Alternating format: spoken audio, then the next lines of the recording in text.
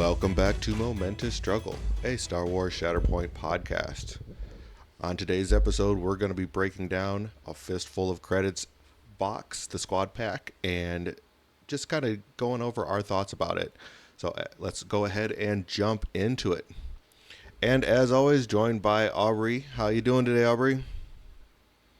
Doing great. How are you, Todd? I'm good, man. I'm good. Just been busy doing non-Shatterpoint stuff. Like, how have your games been going, though? Have you gotten any games in this week?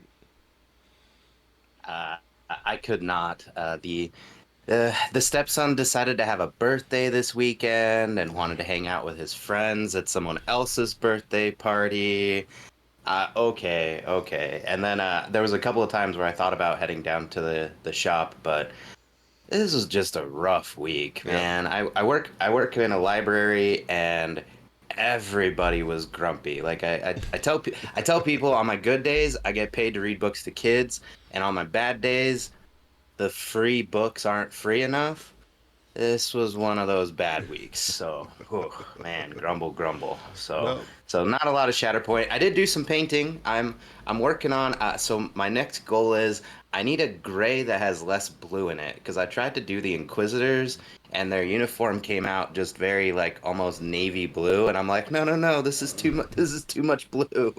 What's Yeah, happening? I mean, So, a lot of that has to do with like changing, like mixing your paints and stuff like that, and finding different ways to mix the paints that come out with the right colors. And I think that's a lot of that's just kind of trial and error of finding that coloring that you're wanting, and it's like a lot of that, like I said, is a lot of trial and error and stuff like that.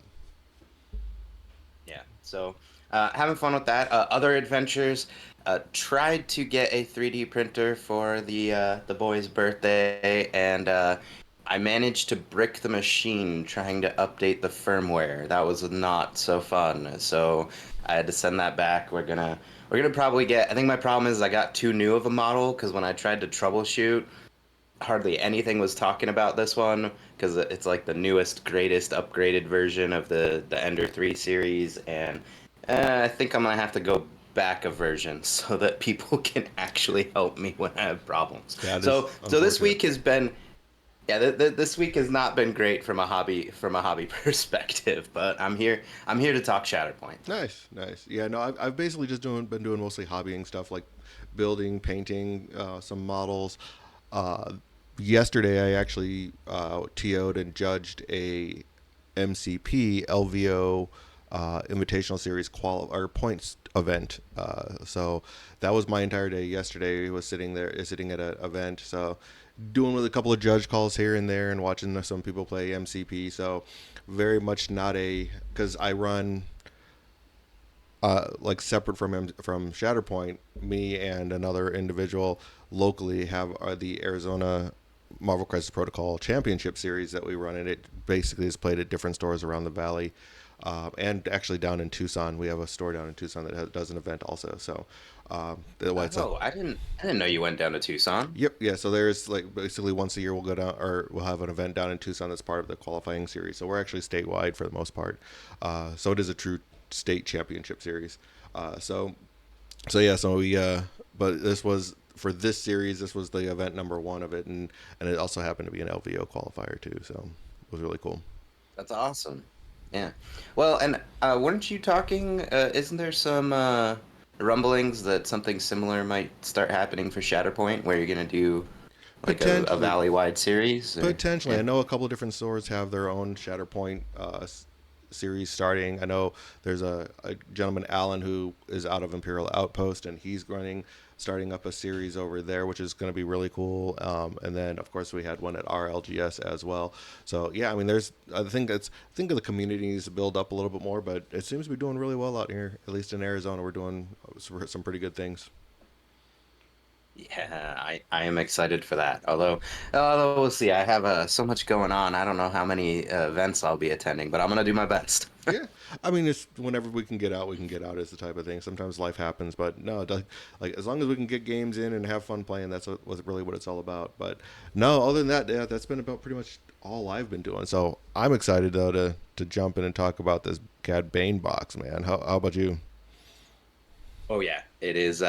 It's time to get a fistful of credits. Nice, nice. Yeah, and the sculpt on Cad Bane is just amazing too. I am totally loving his sculpt. It's like that, just that hole in the hat, the hand on the hat has pistol out. Just such a good Western style, Western themed character. It's really exciting. So Yeah, no, Cad Bane is for good reason, I think a fan favorite. yeah, I mean, he has that flair and if we think back to Star Wars roots, I mean, a lot of what George Lucas drew inspiration from was the old samurai films, the westerns, hmm that whole feel. And for Cad Bane to come in, you know, so many years later and just capture that feel in a single character, oh yeah, not bad at all. it's a very cool series, very cool series. So yeah, I mean, let's go ahead and just jump into Cad Bane, the notorious bounty hunter. So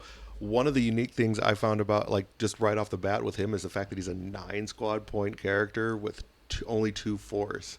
So I mean, and he also has that 9 stamina and 3 durability. So he's an interesting primary as far as like the squad points and the force that he's bringing into the game. Yeah, yeah. They definitely tweaked the numbers on this guy quite a bit. Like you can see he has a lot of options of what he can bring with him, and then the force is interesting, and then he's definitely for a primary. I mean, he's not the most sturdy of characters. I mean, he's definitely a I mean, not as squishy as the clones, but you definitely get the sense that you want them to hang back a little bit at first and then maybe get into the fight. It's they're really towing the line there between melee and ranged. Oh yeah, no, that's he's definitely not someone who's going to want to take a hit at all. I mean, he's got, well, and we'll get into it, like as far as his dice and everything like that. This dice aren't bad, but yeah, he's definitely, 9 damage is like, that's someone who in a lot by a lot of characters, if he's in melee range, can get one shot by a lot of the lightsaber wielding characters. So yeah, Yeah. that is a concern for sure on him. But as far as like the 9 squad points, I mean, it opens up basically every possibility of character to add to his strike force. So it's interesting. I mean, that he opens that up. I don't know how often it's gonna happen, but it's interesting that you can do that. So I mean, but yeah, let's jump into his abilities. So I mean, like the first one, he's got that one active ability of how about you step aside, which basically, and this one's kind of interesting. So you choose an enemy character within range 3, and and an active objective it is contesting. So it has to be contesting an act. It has to be an enemy within range 3 and contesting an objective, and then you can have that character either dash away from the objective, and it's up to them if they want to do it. So your opponent makes that decision, and then after the move is resolved, if the chosen character is no longer contesting the objective, it gains disarm. If they are still contesting the objective, then they get strain and exposed. So really unique ability, but I don't know. What are your thoughts? So again, we're gonna keep preaching this until we convert everyone in the community. Exposed is awesome. Yeah. Exposed is great. Exposed is by far the best condition. But from my Magic days, whenever you give an opponent a choice, they are always going to choose what is best in their favor and worst in your favor. Yeah. This is not Mother Talzin. You are not doing the movement. So I just don't know. I mean, I think there's gonna be situations where the character's about to be wounded, the combat's not gonna go well for them. But at that point, will they even move their character? Because at least if they flip the card, they can go from wounded to injured, and then they're contesting the point again. hmm I'm always leery of when my opponent gets to choose. When I get to choose, oh Yeah. yeah, hands down, It's great all day. clear, great. Yeah. When they choose, I just don't know. I think you can manufacture situations where this is good, but do we care to? I I don't know. I mean, and already he's only going to have 2 force, so your force economy is already rough. So the fact that you're going to use a force to do this, they get to move away. I mean, and the movement away is very. I mean, it's away, so it's that L shaped. So that there's a very wide range. That you're basically giving them an out of activation movement. Maybe not in the direction that they want, but that's an out of activation movement, moving in a 90 degrees in a certain direction. It's rough. I don't know if it's. I don't. I am not a fan of this one. Like you said, I think that's both of us coming from the Magic side, where it's like, oh, so my opponent. You're giving your opponent the ability to make the decisions. You're taking the control out of it, and you're spending a force to take the control out of the outcome of this decision. It's like it's a rough one for me too. Yeah. What I will say is that I feel like this design lets us know that AMG didn't make expose that good by accident. Yeah, We're having to jump through this many hoops to get an expose and a strain yeah. on the targeted character. Okay, yeah, exposed is good. AMG knows. Yep. So they're gonna be judicious about their use of exposed, I think. Yeah, yeah, and it's a weird one. I mean, because again, you don't.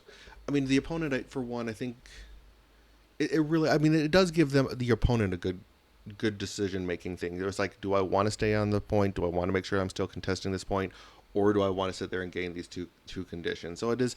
I mean, it does put an interesting point. An interesting decision to the opponent. But I still don't know if it's worth it to if it's especially with the limited force that you have. Is this the really the way that you're going to want your primary to spend your force?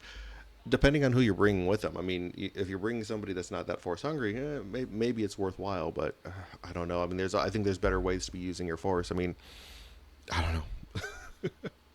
Yeah. What character and bear with me for a minute. You have to squint at him the right way. The character this reminds me of is Cody, because Cody has a really cool on activation, just gives out an expose. Except he has to be in range for it to happen. So it's really he's a terrible early activation, and you kind of have to maneuver events and Hmm. move him up with other characters to get him in position so that you get the free expose. And it's kind of not worth the amount of effort. So Yeah. that's why I've been pretty down on Cody. Like it's not worth it. And that's kind of how I'm feeling about this. Like I am sure I'm sure we could, if we sat here and thought up a handful of scenarios, we can find lots of places. Like maybe they already have exposed and strain. They're two away from getting wounded. You're gonna try and give them the objective, but then they're gonna run away. See, every time, every time I think of like when is this going to be good, like it requires so much setup that I like. Why not just play Kalani and bring all your droid armies to play? You don't Right. even have to think about. We have spent so much time thinking about how to make this good when you could just do something else that doesn't require any setup. Yeah, I mean, you don't. It doesn't require as much setup because it's not an activation. So there's at least you can move into position to do it. But it's like, are you wanting to move into position to do it? Is this going to be? Is this the best use of your force? And I mean, if you're going to have to move, I mean, are you going to have to do the rocket boots that he has to sit there and jump into position? Are you going to have to use one of your move action, one of your actions that you have in order to get to the position to do this, just to move somebody away? I mean, it is a displacement of some sort, but again, like you're making them dash. They only have to. They don't, and it's a may dash away. They don't have to, so it's a may ability. So it's like they don't even have to move. So you're not even getting any displacement out of it in some cases. So yeah, I mean, you pay a force to, like in worst case scenario, you pay a force, they don't move, and they get disarm. Like that's like the worst situation. Like if that's what they decide to do, so you don't displace them, and you paid a force to give somebody a disarm. It's like okay, yeah, unless they had a disarm, Yeah, yeah. when you put it that way, that sounds a lot worse. But I don't. I think if the fail rate is all that happens is they get a disarm, I think you're just not activating this ability, right? I mean, Yeah, you can read the situation, and yeah, yeah, yeah. Ugh, okay, I think we've beaten this one to death. yep, Yeah, I'm yep. not a fan. I will say from a flavor perspective, this does feel like a cool ability because it's like Cad Bane shows up, surprises you, starts shooting, and you either are like, "Oh man, run away," or "Oh man, I got hit." But I don't know. Sometimes a couple of these abilities, it feels like they like, and I hate to say this because like I'm a Vorthos player in Magic, and like you hear me talk about the lore all the time. It feels like they almost went too deep into the lore. They really wanted you to feel like this is a surprise attack from Cad Bane, which is cool, but maybe a little too flavorful on this one. Yep. Yeah. Yeah, and so I mean that's but talking about the force on this one, I mean like that's one of the big concerns with this is like we are talking about wasting a force and him only coming with two force. Do you think like so like he does have a way to offset that as far as his ability or his identity is that I'll take any job for the right price. I wish I could say that in his voice. I'll take any job for the right price. I wish I could say it like he does, but I don't have that tone. Anyway, but so basically that one is Mm-hmm. when an allied character wounds an enemy unit, you get to after the effects resolve, you get to refresh a force and heal, and then if the allied character is a bounty hunter, you refresh an additional force. So you can refresh two force with this. So is that enough to offset the fact that he only has two force that he has? Like if you're bringing, no matter what, you don't even have to bring bounty hunters, but no matter what, you can be refreshing force every time you wound somebody.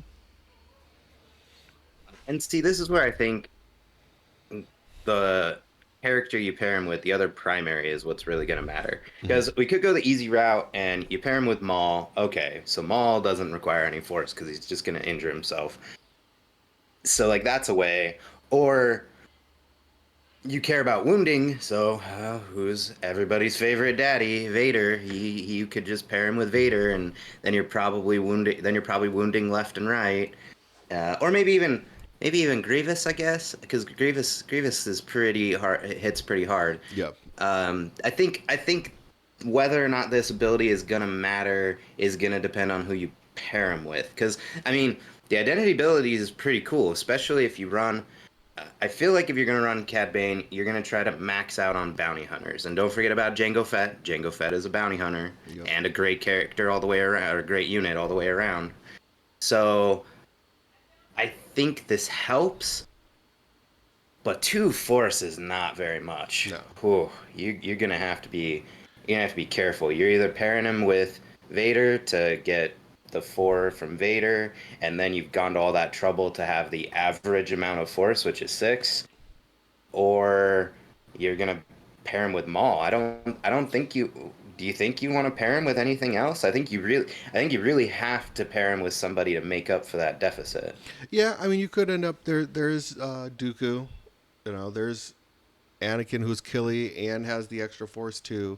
So I mean, there are options out there as far as, but I think you're more looking at the. I think you really are leaning into how do I take full advantage of this identity if you're going to be bringing him like, and I think it's you are leaning into just wounding. I mean, and that's kind of flavorful for bounty hunters. Is like, okay, I can sit there and do more of my cool stuff as long as I'm wounding somebody. So I think you really have to play. If you're going to be bringing him, you have to be playing into this.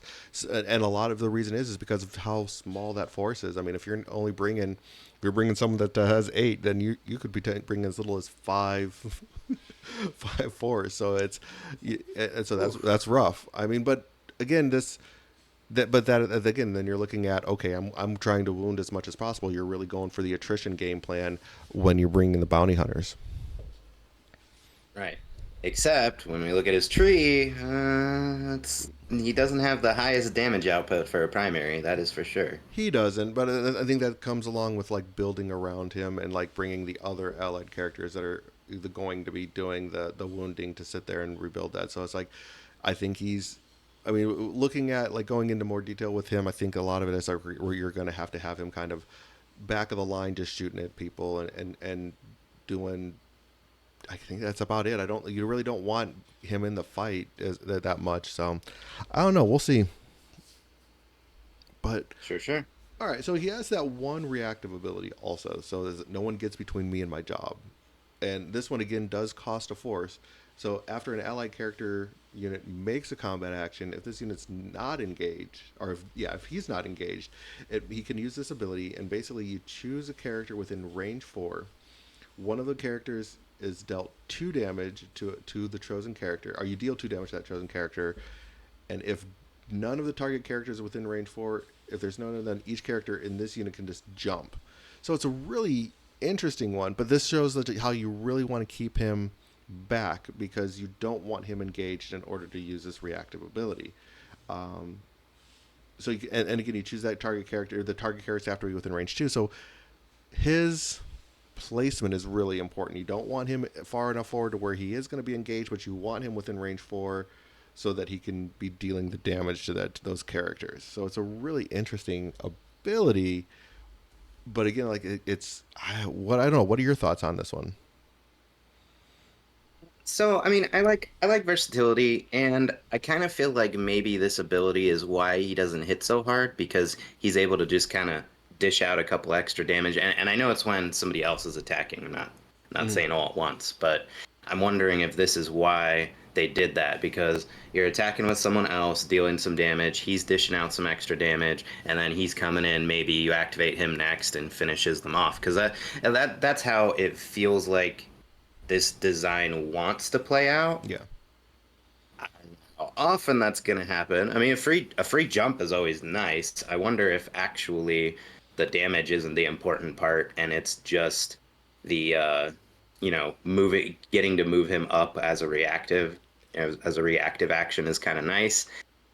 I This is another one of those where this is the second ability where I'm like, okay, this is fine in say the first struggle, but are you ever gonna activate this ability or the first ability he has once he becomes wounded? Like I feel like once he gets wounded and you're spending 2 force for these, I don't I don't know. What do you think? So here's my thought with this one. So it basically, even if he's wounded, I think you would use it in the right circumstances. And I think the circumstances is, think back to how many times have you sat there and attacked somebody and you've gotten them all the way down to having 1 or 2 stamina left. You know, now you Yeah, now you use this yeah. ability, you do those last 2 damage. He is an allied to himself. It triggers his identity. So now, and he is also a bounty hunter because so he has that bounty hunter. He has bounty hunter, mercenary, and scoundrel as his tags. So it doesn't say another allied character on his identity. So he sits there and uses this ability to 2 damage, and you don't have to do it as part of a combat action to trigger his identity. So now you are healing and you're doing and you're refreshing 2 force by using this ability in that situation. So situationally, I think this is a very strong ability. It's not always going to be, you're not always going to want to use it, but I think in the right situations, and as long as you have him positioned to where you can utilize this in the right positions, I think it's going to be it can be a very strong ability. Okay. Yeah, I'll concede that point. It feels like we keep saying he's gonna be good situationally. Yeah. And and that's tough when we've got primaries like Vader and Grievous that they only do one thing, but boy do they do it well. Yeah. So Like, I'm not sure what niche he's going to fall into. In between, we've got the tanks over here and everybody and the separatists moving their whole army up. Where are these bounty hunters fall? That's where I'm having trouble figuring and it I think out. they're going to be kind of their own little archetype in a way. I mean, Cad's interesting. I think that I don't know if we have like a solid home for him yet. I mean, I'm sure people will build around him just because he is such a popular character. People are definitely going to be building around him, but it's interesting. I don't know. I mean, we may have more bounty hunters coming down the pipe later on, or maybe some like more scoundrels or mercenaries that come down and make those tags worthwhile. So he might not have the home yet, but there's a very strong possibility because that something would happen. I mean, again, we're probably going to get Han Solo at some point in time. I could very easily see him being a scoundrel, having that scoundrel tag, and that maybe that being worth it. So Oh, he better. Come on. Him and Lando definitely should have the scoundrel tag. exactly. And don't forget, Maul at this point in the game is running the Shadow Collective and has that scoundrel Yep. tagline as well. So yeah, it kind of feels like is so this happens in Magic sometimes, right? They'll put cards in a set, and you're like, why? This doesn't make any sense. Then the next set comes out, and you go, oh, that card has to do with these mechanics, Yeah. which I'm okay. Like they can't release everything at once, or my wallet will be crying. I feel like Cad's like he's like missing one unit, Yeah. and we don't know what it is yet. Yeah. And that's the magic of AMG. They like to that they're gonna do that where all of a sudden it's like maybe something comes out and everyone's like, oh, the theory crafting comes out and like, okay, now we can put this with this and and all of that type of stuff. So I know. I mean, he's an interesting model. He has a lot of. I mean, and I would say there's. I mean, a lot of people are going to go back in and like give a lot of play to it and do the testing. So I think we're just going to have to like really get him on the table and see how he performs. Like, because sometimes like the way we read it and the way they actually it goes out and play does not always happen how we think it's going to. Like, Yeah, I thought I was gonna get to use coordinated fire from my clones a lot more than I do. exactly, exactly. So it works out that way. Well, let's go ahead and take a look at like his cards here real quick. So or his stance cards. So like starting with that no needs no introduction. So that one's interesting because he only has a range 4 attack too. So it's like that's one of the things where like positioning wise you don't want him too far forward, but you still need him within range 4 to sit there and do an attack. He does have melee as well. So on this side it's 8 dice for ranged, 6 dice for melee, and he has 6 and 5 for his defensive dice for ranged and melee as well.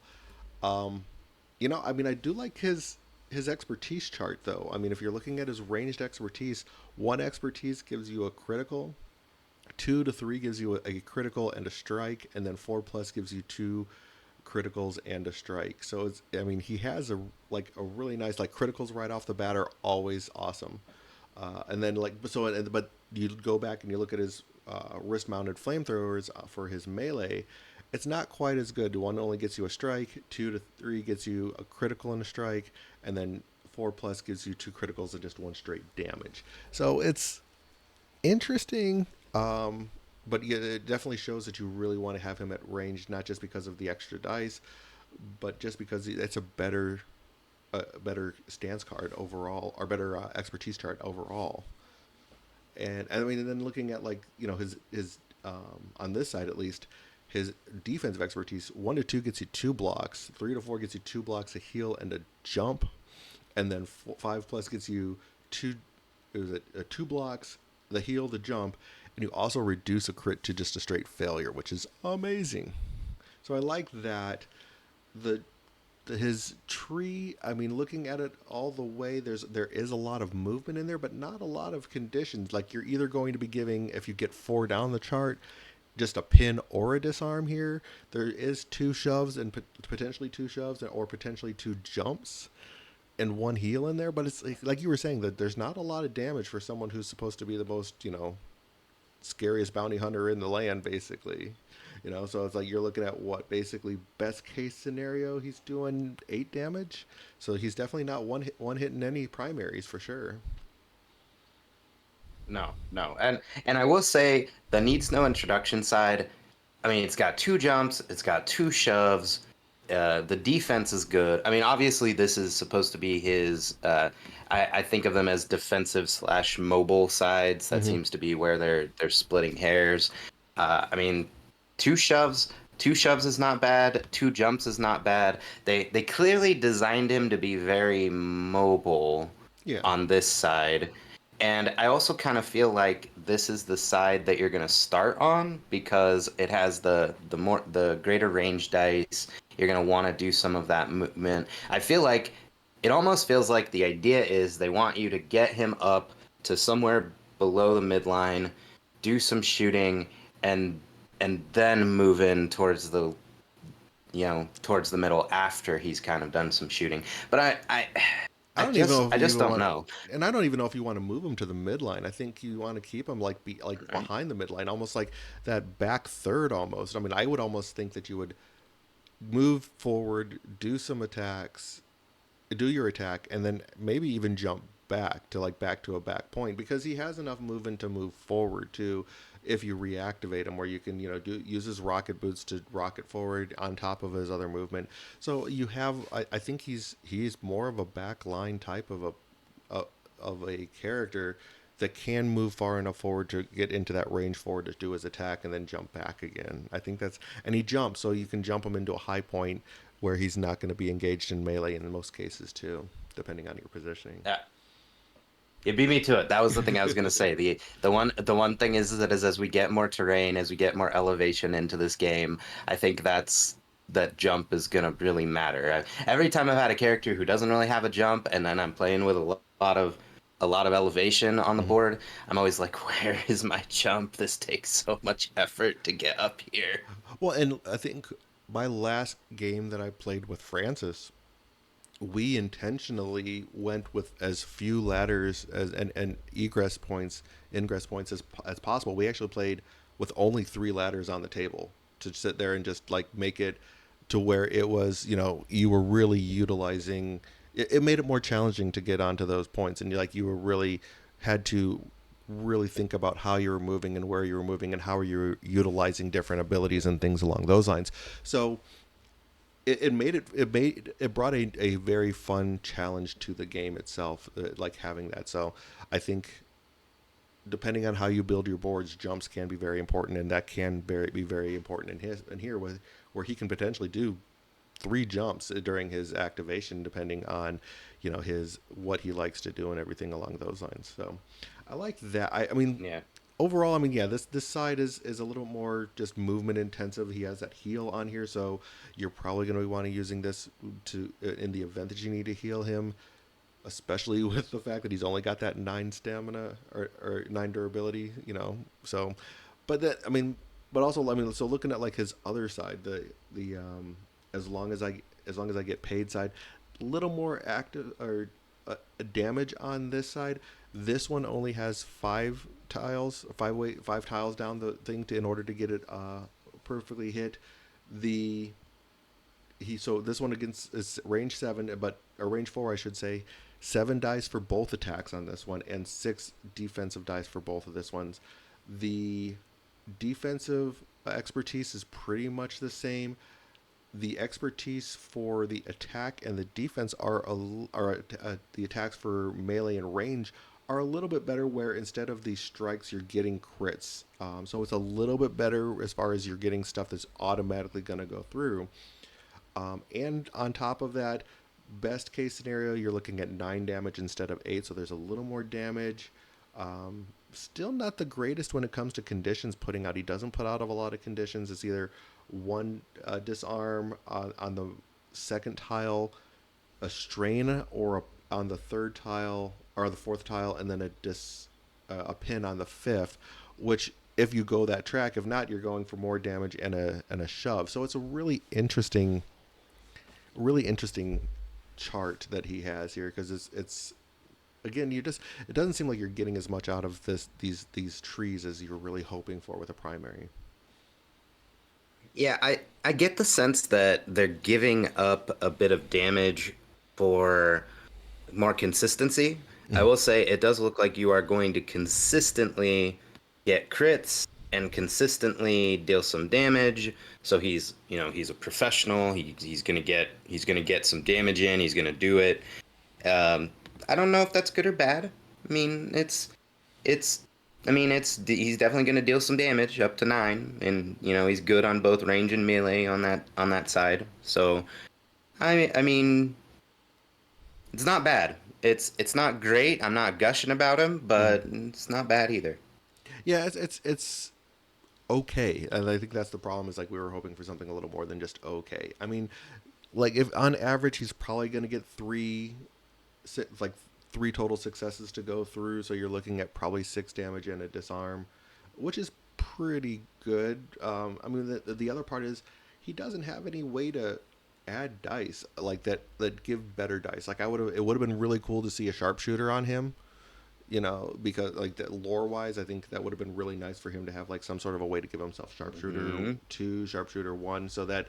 But I mean, he's Yeah. rolling 8 dice on one side, but I still think having a sharpshooter on him would have been a really nice flavor win also. But I get it. I mean, they're trying to they want that to be a very specific type of ability. So I think that's the one thing that like you're gonna be lacking when you're because you're only rolling 7 with him on this side. So it's you're just not getting. I think like I said, I think he's coming up short. He's just not doing the damage that we really were hoping he was going to do. He's not the range monster that I thought he was going to be. I mean, he's going to be a fun character to put on the board, and I'm definitely going to do it. But yeah, a little lacking in some cases. Yeah, and maybe this is just up until now we've been dealing with the likes of Dooku, Anakin, Obi-Wan, all of these Force users. So maybe our expectations are just I mean, Cad Bane is just a highly skilled bounty hunter who uses a lot of tech to emulate the abilities of Force users. Mm-hmm. And up until now, I mean, the Mandalorians used to go toe to toe with the Jedi. If you look at the especially the old lore and the old Republic stories and things. I don't know. Maybe this is just AMG's way of reminding us that we're dealing with a game that has both space wizards and space cowboys, and space cowboys should not be as strong as space wizards. Fair enough. Is that what we're learning? But I mean that's a fair assessment. It's a very fair assessment. So yeah, I mean it's like I like Cad. I think looking at him his overall thing, I think you're really like you were saying. I think we really have to kind of pair him with either Maul or some sort of a beat stick that's going to bring extra force because of that lack of force. In his squad, I mean like, his squad's wide open, but I mean at least to start with, I'm going to be running him with his box. What about you? What are your thoughts with like bringing him? I mean, I guess I kind of jumped in and talked about this early, but I really think either Maul or Vader are Yeah. going to be your best bets because although Grievous might be a distant third, and you kind of convinced me, Dooku does have that force battery going on, so there's actually more options than I expect. The number one thing I think you want though is whoever you bring on the other side, you're bringing Jango Fett. He is the only other bounty hunter. He's the only other way to uh, trigger the additional force refresh, which I think is going to be absolutely crucial. And as everyone keeps talking about, Django is one of the, if not the best secondary characters already. So, oh no, Todd, I have to bring Django Fett to make my Cad Bane team better. Right. I'm so sad about that. Yeah, it's very disappointing for everyone involved, I'm sure.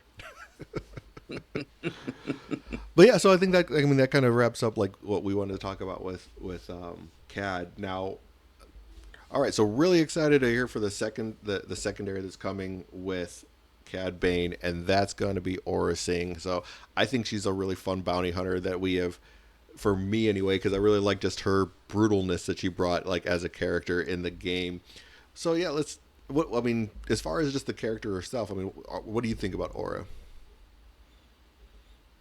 So I think Aura is super awesome. This is someone who and I was trying to look this up and maybe I just didn't have a lot of time, but I've been rewatching Clone Wars and again I'm rewatching because my memory is not bad. But I know Aura Singh was originally a member of the Jedi Order who leaves and becomes a bounty hunter, but I feel like they never really addressed that in the show. Like No. it never really comes up and I remember, and this is, whew, we're going deep into a core memory. My aunt, who used to be a corporate lawyer, so big wig, used to travel the world. Well, I mean, she still travels the world, but now it's for fun.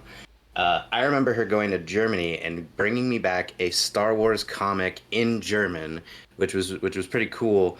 And it was this badass Aura Singh cover with her with this lightsaber and just murdering these people. And I just realized that she never really does that in Clone Wars. That's No, so what happened to that? Clone Wars really was just about her. Um, Basically, from the bounty hunter time, they really don't dive into her story very much. But yeah, she was definitely force sensitive. She was part of the Jedi Order, and did leave. But and she did. Yeah, she took her lightsaber with her. But you never see any of that in the Clone Wars, where they talk about like any of that piece of it. Where it's interesting. It's interesting how it just was never touched on in any way. Yeah, yeah, I was just thinking about that. Like, and to be clear, I'm not upset with her portrayal in Clone Wars. I think they still convey her as this really badass bounty hunter, and I'm extremely glad that she's in with Cad Bane. Hmm. I'm sorry, this is me just thinking of this right now. I realized, oh, they never ever talk about that, and that's Yeah. kind of pretty big part of her backstory. But Right. um, regardless, awesome character. I'm glad she got more screen time. I think she deserved it. I'm excited to see her in this box, but I would just realize none of her abilities. Even she doesn't even have the Force user tag. Yeah. Because they don't really, like I said, they don't dive into it. I mean, most people probably don't even know that backstory about her unless they were, really into the comics and followed like her story that was portrayed in the comics. So it's unless you really followed that and were and not just that casual, watch the movies and maybe watch a couple of shows, Star Wars fan, you probably just were unaware of it. Yeah, yeah, and just to be clear, everybody, she is in Phantom Menace. Yep. She's watching the pod race in Beggar's Canyon. Yep. I mean, so that's a whole part of her story too. So in case anyone's wondering where her original portrayal is, this is one of those. So one of the things I love is I feel like George Lucas likes to do this thing where he just peppers interesting characters. Like think about the cantina scene in A Hmm. New Hope. That room is full of all of these characters, and then later on they get these wildly elaborate backstories. And Yep. you're like, we saw that guy for like zero point 0.5 seconds on screen, and he has like this tragic past and this dark, brooding characterization. I'm like, I saw him for like half a second. What do you mean? Right. And here's Aura Singh again. You see her on a balcony for like what is as Anakin's flying past on his Like pod racer, very and brief second. Yeah, you hardly see her at all. So it's yeah. yeah, But turns out she has this huge story and actually and everything. So yeah, it's really cool. I mean, like I said, I really love Aura Singh. I think she's a very we haven't even got, like you said, we haven't really experienced a lot of the depth of her character. And of course she has, what we do find out that she was killed in the Solo movie, and they talk about that briefly of her being killed in the Solo movie. Just by mention though, it's not anything about how you don't see her dying or anything like that. So very cool character. But yeah, let's go ahead and jump into her card. And I know, looking at the first thing, like her first ability, the first thing that jumps out at me, I guess, outside of the fact that she is a 5 point cost character, is she has no active abilities. Everything that she has is reactive. So she's 5 point cost, secondary, single model, has the bounty hunter, mercenary, scoundrel tags, is Clone Wars era. But yeah, no active abilities, just three reactives and one innate. Her first active ability is to double the contact, or contact, double the payout. So that's a one force ability.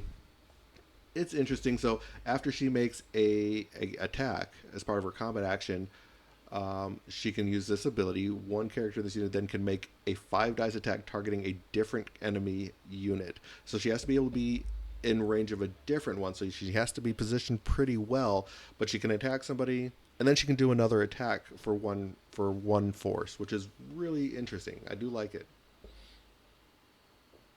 yeah. This ability kind of reminds me of a worse version of Anakin's ability. Obviously, Anakin's ability is very good. It costs 2 force. Not complaining about that. But this is a weird scenario that you find yourself because I feel like again, just like Cad Bane, not that she's bad in melee, but she's more of a ranged unit again, Hmm. which makes sense. She's a bounty hunter, and we see her, sniping people a lot. Like that's her thing. She has a giant rifle. So I'm not upset about it, but I'm also curious how often this is gonna go off because you had to have attacked someone else and then you're attacking a different character. And I'm never against free attacks. Well, spend a force, but you know what I mean. Get an extra attack. But I just don't. again, it feels like there's just a little bit of setup. Not as much as Cad Bane, but you really got to plan this out. But also, don't get her too close to the multiple enemy units that are within range 5 of her. Hmm. I mean, we know how this game is. Range 5, a lot of characters in this game can cover that distance pretty fast. Yeah, I mean, so she's definitely going to have to move into a position to where she's going to be within range 5 of two different characters if you're planning on utilizing this ability. Um, I think this is a good unit to punish people that jump and run to that midline to try and snatch those midlines. So I think it's a an ability that will definitely get utilized in at least the first struggle where you're getting when you have all those people running the midline. It's like, okay, now I can take like aim at two different characters. So I see it getting used. I think I like this ability, and it's a good keeping people honest type of ability that she has, where it's like, okay, you want to run for the center objective with all your characters. All right, cool. Here's Aura. She's going to go ahead and snipe, try and snipe everybody that she can. Yeah, okay. All right. I'm feeling a little attacked, Todd. I might have been guilty of moving all my characters onto the midline a little too early, especially those squishy clones. So I consider myself warned here and now. Aura Singh will punish you if you engage in aggressive negotiations. Well, again, that's coming like so. That's a big thing, I guess, in like coming from the MCP world is like if you rush for the midline too early, you're gonna get punished for it. And it's not as common here because I think there's just abilities and ways to protect yourself. But she is really good at defending that midline for sure. So her next ability is another reactive ability called Hit and Run.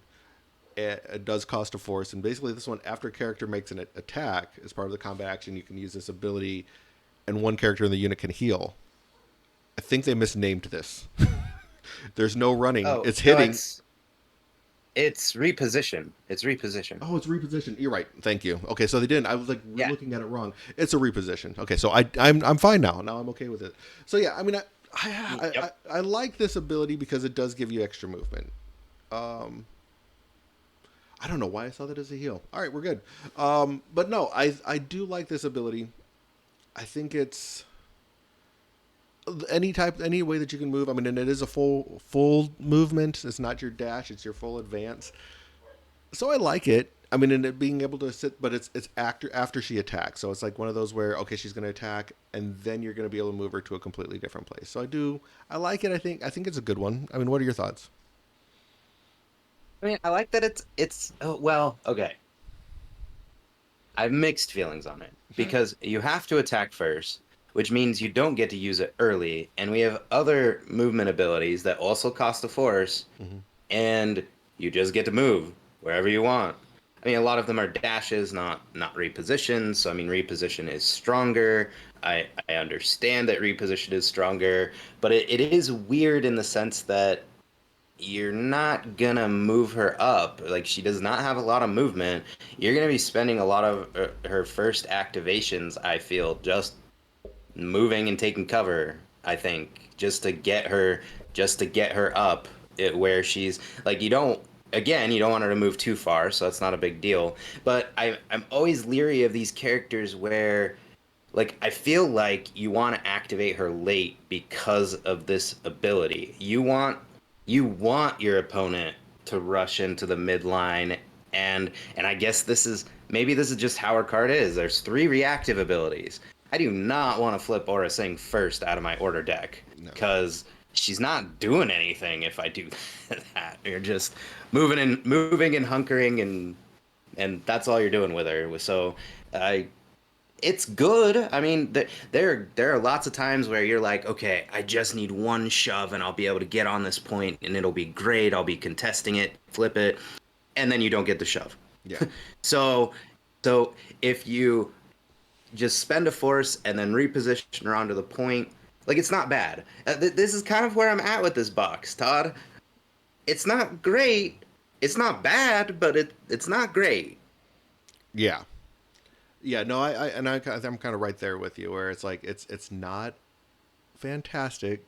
I mean, and the other reason it's not fantastic, and we'll dive into this more. She has a reposition on her stand tree too. You know, it's like Do I want to spend a force? Yeah. How many repositions do I Yeah, need? I mean, granted, Dang. you're probably not going to get to it, and we'll get into that a little bit more, like as we talk about her stance card. But you might not always hit it on her stance card, but you might not need it to use this, and you might not. This might not be something that's necessary. So, I mean, it's nice in the event that you have to use it, and you will know because this is part of that combat action. You can use the ability. So and it's after she makes their attack. So you're gonna know whether you need to use it or not. But it's one of those where it's like, man, it's like it's not it's if you're bringing her with Cad, you're already gonna be pretty low on force. Is this something you're really gonna want to waste force on? So, I'm not 100% sold on this one for sure. Is I think you and I are kind of in the same camp with it that it's not the greatest, but it's definitely not the worst either. So, interesting.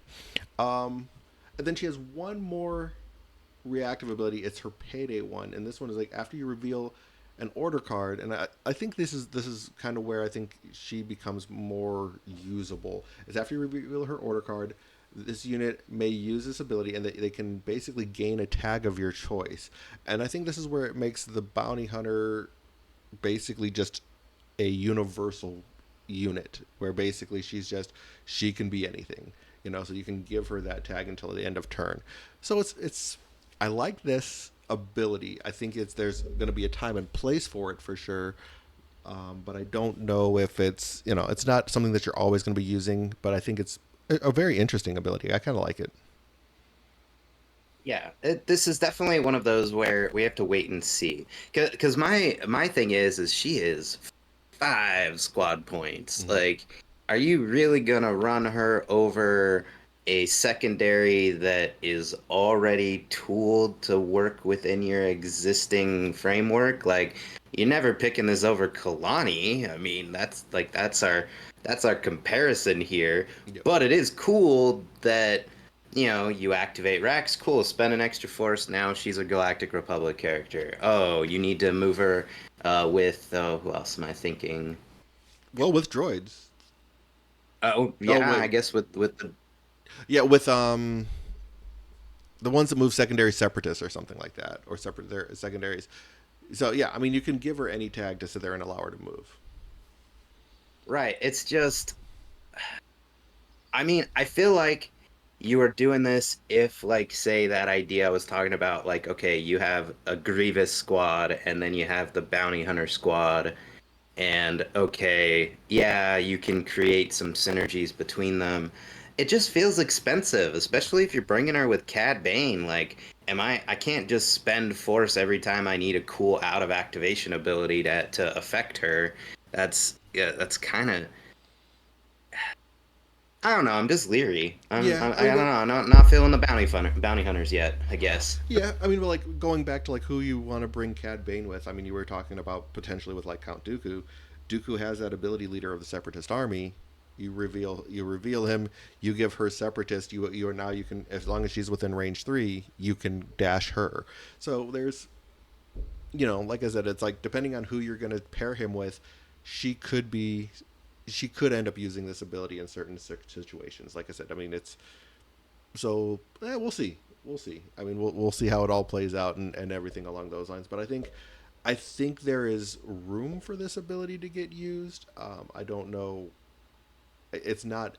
I think it will be powerful in the right spots. And again, this is going back to the whole conversation we've been having.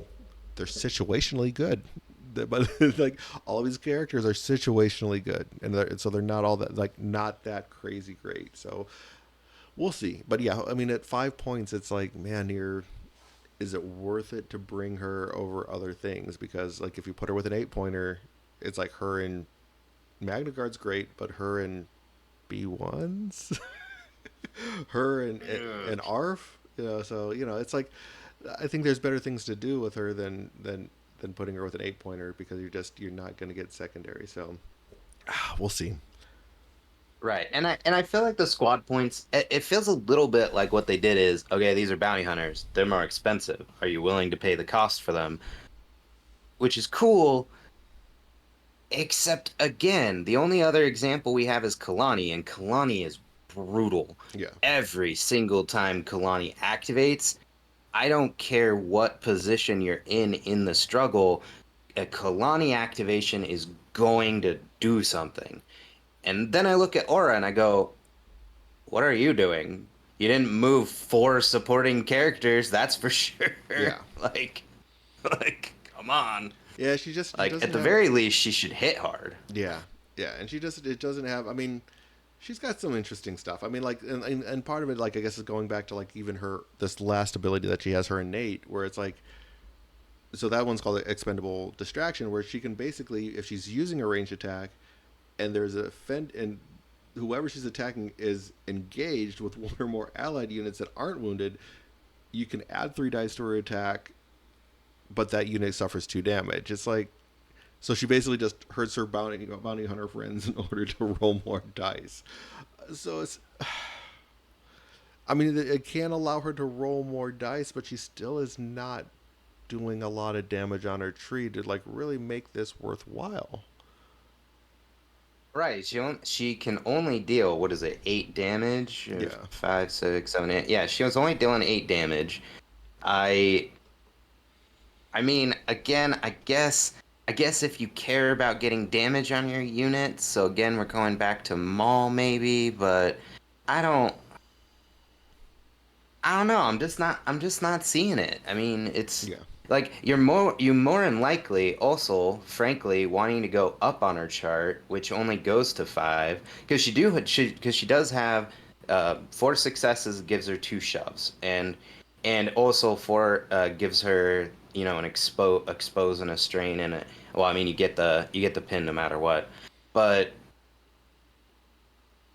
I don't know. I'm just not buying it. Usually I'm here with the hype machine, Todd. mm-hmm. No matter what, every time they give me more clones, I am hyped no matter how squishy they are.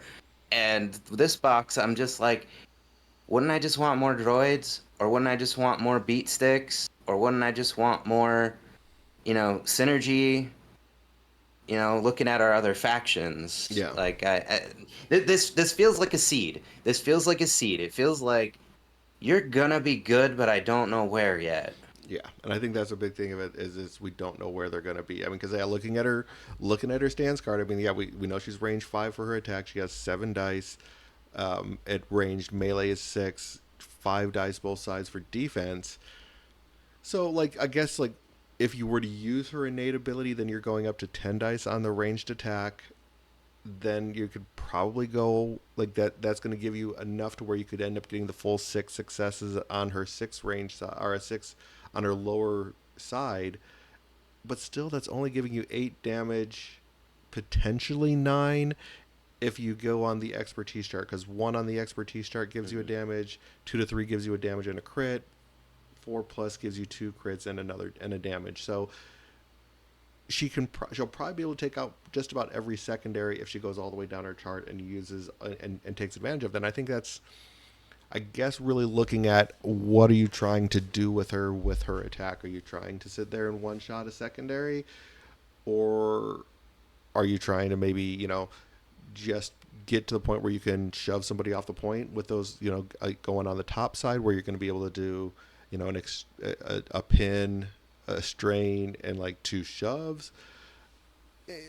I don't know. I don't know if it's worth putting 2 damage to roll the extra dice, and let depending again. It's one of those, going back to this whole thing. These guys are very like it's all based on circumstances and what circumstances you're trying to do, what situations you're trying to sit there and take full advantage of. Like how are, I guess you go back and you like the first question you're going to ask is when I flip this card, how can I improve my board state with this particular card? And there's not a whole lot you can do. Yeah, she's got the couple of shoves. She can put a fair amount of damage depending on who she's within range of and everything like that. So there's going to be a lot of nuance to playing the bounty hunters of moving them properly. You're going to have to sit there and really think of how you're going to use them and how you're going to activate them and what you're going to do on their activations before they're even coming up on your activation. Is like, okay, so my opponents are here, how do I move my characters around to take advantage when I do actually pull them? Yeah, yeah. And maybe this is the skill required to play this squad is just higher. There's lot more decision. And maybe we're just getting lazy because Vader and Grievous come in and they just beat everything Yeah. down, and you really don't have to think about it that much. Kalani just is like, hey, move the whole team, everything's fine. So maybe there's just some nuance here that we're missing. I mean, she does have climbs, so she does have some movement on her tree and on her expertise chart, so she can kind of get around. It just this just again reminds me of it's going to take some effort to make her good, and it's kind of hard to want to do that when you've got multiple factions that are like, hey, you want easy mode, let me give you easy mode. Yeah. And I think that's the bigger thing is like there's in a world where we're still playing against Vader Maul or Vader whoever, Vader anybody, where you're just playing against these beat stick attrition teams. Are you going like how bad is it going to feel? How good is it going to feel to play? Something that requires a little bit more nuance. So I think they're going to be fun to play, and I think they're at a there's a lot of good questions and answers type of scenarios that are going to come with playing them. But if you're looking to win, I don't think this is the right answer against like a Vader attrition team at all. So, but yeah, I mean, Yeah. like I said, I think they're going to be fun to play. I think they're going to be exciting to play. I'm really, I will be fun. It'll be fun to put her and Cat on the table for sure. But so let's finish up this box and take a look at the bounty hunters. So these guys seem pretty cool. I mean, they're 4 point cost, zero force. There's two models that are going to come with this one. They do have the bounty hunter, mercenary, scoundrels, and they also have the trooper tag, which is really interesting as well. Um, and then they have 8 stamina, 2 durability. So pretty pretty standard, like across the board type of stat lines with these guys. They do have some pretty interesting abilities. So they have that on activation ability of on the trail. So at the start of their activation, they can each character in the unit can advance or dash towards an enemy character. So you have to move towards somebody no matter what. Again, going on that L shape 90 degrees towards an enemy, but it's any enemy. So I think especially in your first activation, you pretty much can go anywhere you want to with these guys. So I like this one. I mean, do you think that limitation is going to be an issue? So most of the time, no. I mean, their first activation, oh, everyone's over in the direction I want to go. Great. I feel like there's gonna be a corner case somewhere where you would really want to use this to move somewhere else, and you're not gonna be able to. And when that comes up, it's gonna feel bad. But let's be real, this is a skirmish game, right? You're planning on getting into the skirmish. I don't think it's going to come up that often. I just think it's worth pointing out this is not a move wherever I want. You are going on the trail of your bounty and you are hunting them down. You just got to remember that because I feel again, it feels like there's some nuance here. I don't just get to move, I got to move in that direction. Mm-hmm. So you got to if you're playing these I feel like AMG gave us a puzzle. I feel like this box is gonna be better than we think, but you're gonna have to think about it. You're gonna have to get a few reps in. I would not throw this together on day one and then show up to a tournament the next day and expect this box to run smoothly. I think you're gonna need some practice to figure out these abilities. Yeah, there's going to be some nuance to it. I think I mean like the more seasoned players I think will be able to pick it up pretty easily. I think, but if they're like there's a lot of new players in this game like that this is their first like yourself and even other players like this is their first they saw Star Wars, they're like, "Oh yeah, I'm into it." I mean, and it's a smaller scale game. So this is one of those games where it's like picking it up and just running with it from the start may not be the easiest. There's a lot more to like running these guys, like you were saying. So I think it'll be fun. But I like this ability. I mean, any free movement is always good as far as I'm concerned. It's just again, it's a May ability, and you can move anywhere on. You don't have to do the full dash. Just anywhere along that tool. So, if you don't want to move all the way forward, you don't have to. And that's I think something that people sometimes need to remember is you can just move a little bit. It's like if you just need to move them to where they're just going to get to that range 5 and that's all you need to do, then cool. That's all you need to do. Um, Yep. Again, just more nuance. yeah. I mean, and to add to that, I mean, you look at their next ability, the active ability of the tools of the trade, where for 1 force, you can choose one of the effects. You can either choose to an enemy within range 2 and give them disarm, or you can give a character in the unit either sharpshooter 2 and impact 2 until the end of the turn. So I was like, I like that one because it's basically like you use this ability, take a focus action if you use a sharpshooter 2 or impact 2, and now you're adding enough dice to sit there and pretty much get all the way down their tree in most cases. So I think this is a pretty interesting ability. I mean, but again, there comes a nuance where it's, how do you want to use this? There's different, do you use this to make yourself more offensive? Do you use it to make make your opponent less offensive? So it's, I like this ability. I think it adds to that decision making process that you have with this team when with this box. Oh yeah, I like options. I like versatility. That's what I'm trying to figure out with the bounty hunters and with the box overall. It feels like they're trying to nail the concept of versatility. Like I feel like these these squad doesn't do anything best, not really, but they have a little bit of movement, they have a little bit of conditions, they have a little bit of extra damage. Like they tried to make it where we're here for a job. What do you want us to do? We're gonna do it, and that's how this feels. Like I like that you have the options. I feel like you're probably gonna want to maneuver them more likely to use that impact two sharpshooter two just to get the extra dice and the focus action. But hey, they could have just made it that ability. Instead, they gave us options, Yeah. and I like options. Yep. I mean, yeah, it's definitely feels like this box is like the Swiss Army box of Shatterpoint for sure, where it's like it's got a bunch of different tools that can fit into a bunch of different places. You just find that specific place that you want this to fit into.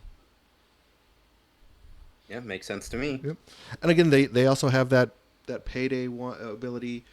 The thing with these guys, I think the payday on the bounty hunters is going to probably see more play simply because they're a 4 point cost character.